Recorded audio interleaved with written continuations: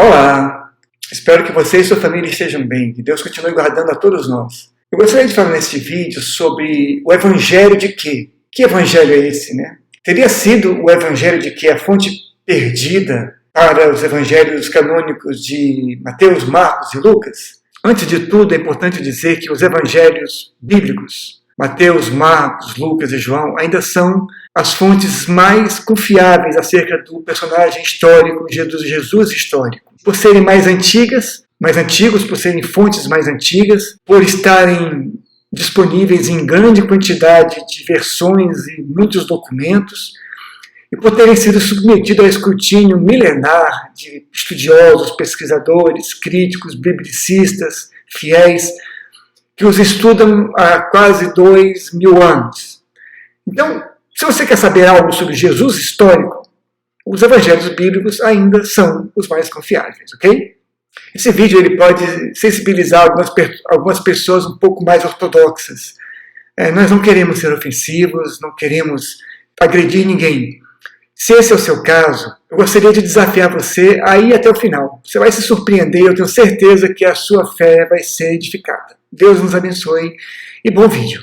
O título, Evangelho de quê? Vem da palavra alemã Quelle, que significa fonte. Toda a ideia do Evangelho de quê vem do conceito de que os evangelhos sinóticos bíblicos de Mateus, Marcos e Lucas são tão semelhantes entre si que eles devem ter tido alguma fonte comum a todos eles, ou mesmo copiado uns dos outros. Essa outra fonte, se é que ela existiu, recebe o nome de quê? O argumento predominante para a existência, ou a suposta existência, da fonte que é basicamente esta. Os evangelhos de Mateus e Lucas são bastante semelhantes entre si quando citam Marcos, que é um evangelho mais antigo. O evangelho de Marcos foi o primeiro evangelho a ter sido escrito. Segundo, há muitas similaridades também em Mateus e em Lucas que não estão em Marcos.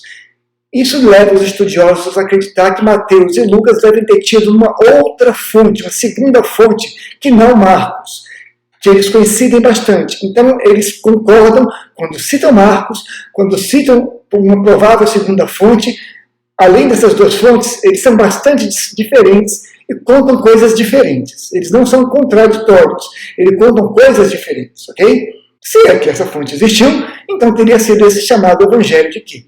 Que é basicamente esse livro aqui. Esse livro, ele conta um pouco de como é que foi feito o processo. Levaram cerca de 200 anos para os estudiosos chegarem a um consenso sobre quê. E esse livro aqui, que é o Evangelho Perdido, de que cita um pouco acerca desse caminho que o Evangelho de que se existiu fez até chegar a nós. Ao lado da hipótese marconiana, que afirma que o Evangelho de Marcos foi o primeiro evangelho a ter sido escrito, a hipótese de que foi estabelecida em cerca do ano 1900, e ambas, a hipótese marconiana e a hipótese que, constituem o fundamento dos estudos modernos sobre as origens dos evangelhos canônicos, os evangelhos bíblicos. O livro. O estudioso inglês Bernard H. Streeter formulou uma visão amplamente aceita de como teria sido a fonte quê. Ela teria sido um documento escrito e não apenas uma tradição oral, composta em grego, e quase todo o seu conteúdo aparece em Mateus ou em Lucas, ou em ambos. E que o Evangelho de Lucas é o que mais preserva sua forma na ordem do texto de Mateus. Na hipótese das duas fontes, Mateus e Lucas usam o Evangelho de Marcos e a fonte que como fontes. Alguns eruditos postulam que era, na verdade, uma pluralidade de fontes, algumas compostas por escrito, outras orais. Outros têm tentado determinar as etapas nas quais que foi composto, que teria sido, na verdade, uma compilação de vários documentos escritos antes do primeiro evangelho ter sido escrito. Data. Esse evangelho teria sido escrito logo após a morte de Cristo, por volta do ano 40 depois de Cristo. A gente sabe que Jesus nasceu entre o ano 7 e 4 depois de Cristo, no final do reinado do rei Herodes. Sabemos que ele viveu cerca de 30 anos, então a gente pode datar a sua morte entre os anos 26 e 28 depois de Cristo. Ou seja, As fontes orais tiveram cerca de aproximadamente 15 anos para se desenvolverem antes de serem escritas pela primeira vez. Local e autor. A gente não pode dizer com certeza quem é o autor do livro de Q, se nem mesmo a gente sabe se ele existiu de fato. A gente sabe algumas coisas, a gente pode inferir algumas coisas. Por exemplo, a gente acredita-se que possa ter sido escrito em hebraico ou em grego, ou em ambas as línguas, que pode ter sido escrito em Israel ou na Síria. Se ele foi escrito em grego, seu autor não pode ter sido qualquer pessoa, porque nem todo mundo falava grego, era uma língua difícil de falar e nem todos falavam grego na época de Cristo. Alguns estudiosos especulam, e literalmente especulam, que o Evangelho de Q seria, na verdade, uma versão mais antiga do Evangelho gnóstico de Tomé. Tomé, irmão de Jesus Cristo. Nós sabemos que Jesus falava grego, falava hebraico e falava aramaico, mas que ele provavelmente não falava latim. Absolutamente nada indica que ele teria escrito alguma coisa. A Bíblia nos fala que quando levaram a mulher adúltera para a prisão... Isso é interessante, né? Levaram a mulher adúltera e o homem, né? Desapareceu, né? Levaram só a mulher, mas quando levaram a mulher adúltera para ser julgada e apedrejada, perguntaram para Jesus, né? A lei manda apedrejar, você fala o quê? E que antes de falar qualquer coisa, ele escrevia na terra. A gente não sabe o que ele escrevia. Meu pai, o pastor Barcelos, acredita que ele escrevia algo como misericórdia, amor, bondade, compaixão, ou mesmo hipócritas, cínicos. Aí Jesus disse, quem não tem pecado, atire a primeira pedra. A gente sabe que Jesus Cristo falava grego, falava hebraico, falava aramaico, era um homem muito culto, mas a gente não tem nada escrito por ele, exceto essa pequena sentença na areia.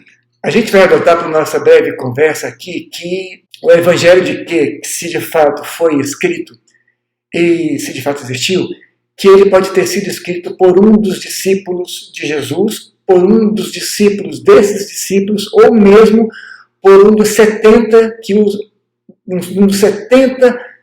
discípulos que os acompanhavam. Nós temos a impressão errada que Jesus estava sempre com 12 pessoas. Na verdade, ele estava com uma multidão.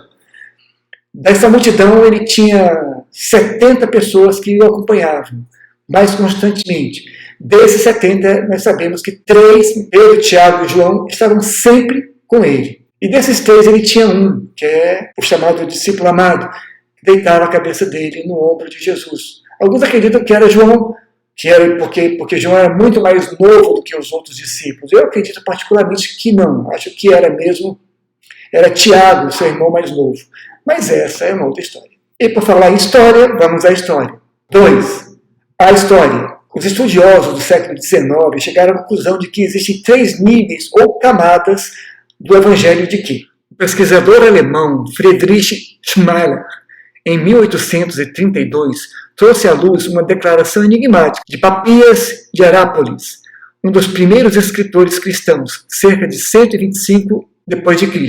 Essa declaração diz o seguinte: Mateus compilou os oráculos do Senhor de uma fonte hebraica de expressões que o Senhor falava. Mais do que a interpretação tradicional que Papias estava se referindo à escrita de Mateus em hebraico, Schleiermacher acreditava que Papias estava realmente dando testemunho de uma coleção de ditos que estava disponível para os evangelistas.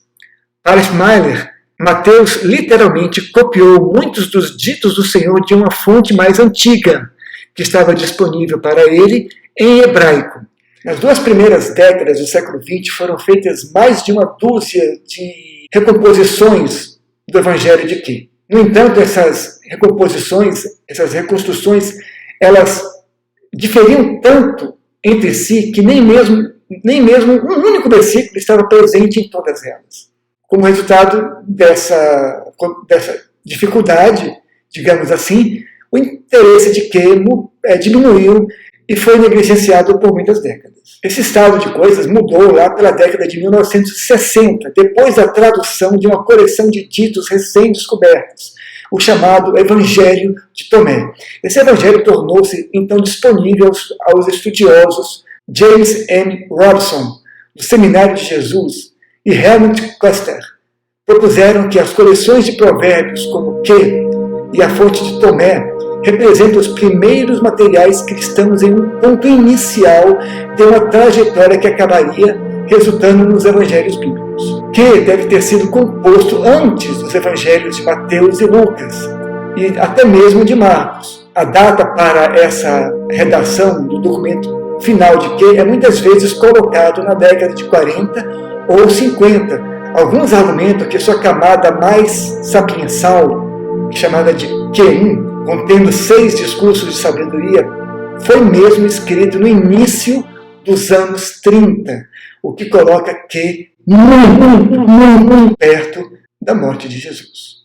3. Motivo da exclusão. Bom, se de fato Que existiu, ele não teve nem mesmo a oportunidade de ter sido excluído, né? Porque nunca se teve esse evangelho. Então, a tese para a sua existência é do ano de 1900. Então ele já estava perdido muito antes da formulação dos primeiros cânones. Muitos desses cânones incluíam livros considerados apócrifos ou gnósticos, hoje por nós, como o Evangelho de Tomé, Didaque, que é a doutrina dos apóstolos, e o Evangelho de Valentino. Alguns estudiosos acreditam que pode ser parcialmente reconstruído analisando o conteúdo que está incluído em Mateus e em Lucas, mas ausente em Marcos, porque se Mateus e Lucas falam coisas muito parecidas, esse conteúdo pode ter sido o Evangelho de Que. Esse Que reconstituído é notável, porque na medida que geralmente não descreve os acontecimentos da vida de Jesus. Que não menciona o nascimento de Jesus,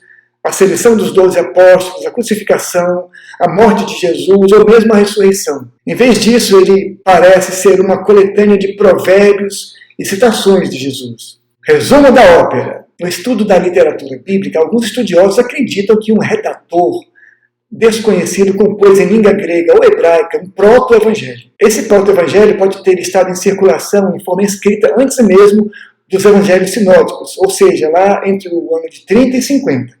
O nome Que foi cunhado pelo teólogo alemão e estudioso bíblico Johannes Weiss, que como já falamos, é a inicial da palavra alemã Quelle, que significa fonte em alemão. 4. A sabedoria. Após mais de 200 anos de estudos, traduções, discussões, debates exaustivos e muita paciência e milhares de quilolitros de xícaras de café, os estudiosos chegaram a um acordo sobre o conteúdo de Que. E é surpreendente, pois não traz nada. Nenhum segredo, nenhuma coisa misteriosa para outro mundo, nenhuma revelação bombástica. Na verdade, é muito simples.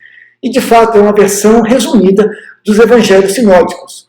Seu conteúdo seria basicamente o seguinte: as bem-aventuranças, amar os inimigos, a regra de ouro, não julgueis para não serem julgados, o teste de uma boa pessoa, a parábola dos sábios e dos construtores tolos, a parábola da ovelha perdida, a parábola da festa de casamento, a parábola dos talentos, a parábola do fermento, a parábola do cego guiando outro cego, a oração do Pai Nosso, a exposição da lei, os pássaros do céu e os lírios do campo. Conclusão. O estudo do cristianismo primeiro, do cristianismo embrionário, é algo fascinante. E a cada ano que se passa, novas descobertas são feitas, trazidas das areias escaldantes lá do Oriente Médio, ou de grutas misteriosas de Israel, onde viviam pessoas ascetas, em plena luz do dia, ou em alguma feira lá do Egito. Tem sempre alguém contando alguma coisa nas feiras do Egito. É possível que ainda venham encontrar uma cópia do Evangelho de Que, mas é altamente improvável. O que me causa espanto não é o fato das pessoas terem tanta curiosidade para conhecer evangelhos misteriosos. Isso é muito comum, isso não é espantoso. O que me causa assombro é as pessoas não demonstrarem interesse ou mesmo curiosidade em conhecer os evangelhos bíblicos, que são seguramente mais autênticos, antigos e confiáveis do que qualquer outro evangelho. Nós não temos o evangelho de Que, mas nós temos o evangelho de Mateus, o evangelho de Marcos, o evangelho de Lucas E o fascinante Evangelho de João, que quase não entrou na Bíblia, porque pode ser considerado gnóstico demais. Todos eles estão ali, em qualquer Bíblia, em algum estante empoeirado, ou em cima de dentro de alguma gaveta, ou mesmo em algum hotel. Os gideões internacionais sempre deixam Novos Testamentos nos hotéis e em outros lugares. Eu desafio você a conseguir ler uma só página dos Evangelhos bíblicos. Porque é muito difícil. Quando a gente começa a ler uma página que seja, a gente tem desejo de ler mais e mais, porque a Bíblia é um livro vivo, ela é um livro que sacia a nossa sede espiritual. Outros evangelhos, outros livros saciam nossa sede intelectual, a nossa curiosidade, a nossa mente, mas o nosso espírito ele é saciado pela palavra de Deus. E esse livro está aí provavelmente na sua casa, e você deve ter um. Se você não tem, é fácil demais na internet, tem aos montes boas traduções, tá bom? Eu vou depois até fazer um vídeo sobre boas traduções e traduções mais recomendadas para ajudar você a começar a ler a Bíblia ou os Evangelhos Bíblicos, tá bom?